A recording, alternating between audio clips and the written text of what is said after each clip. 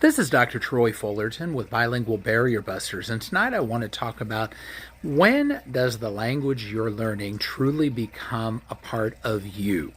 As in, when does it really become your second language as opposed to just simply an exercise, possibly a subject you're studying, or maybe just at best a hobby that you engage in for the mental floss, for the mental exercise. When does it really become part of you? Well, I tell you, when you learn another language, it gives you access to a community. Now, when it comes to especially a language like Spanish, there are many necks of the woods. There are many facets to the Spanish-speaking world. You may know people from Mexico. You may know people from Central America. You may know people from Argentina or one of the other South American countries. You may know somebody from one of the Caribbean countries or from Spain itself, and I could go on. There's Equatorial Guinea even.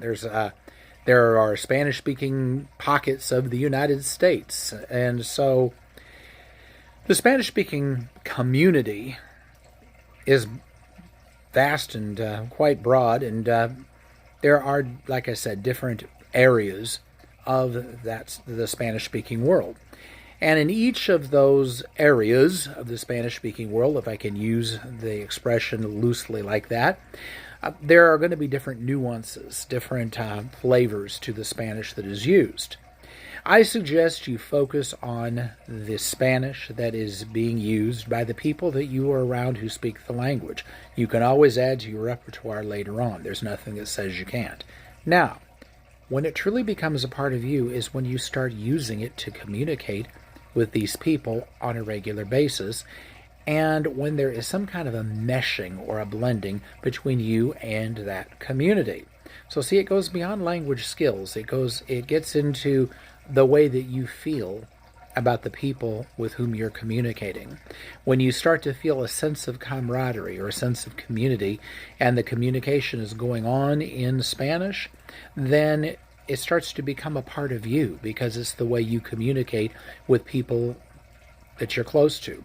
This is why a lot of times people develop bilingual skills when they get married, because they marry somebody who speaks that language or comes from that background, and then there's a whole segment of their family that they feel bonded to. Sometimes it happens in a church context. People from their congregation speak Spanish, and so that's whom they're involved with. And sometimes it happens when you move to a country.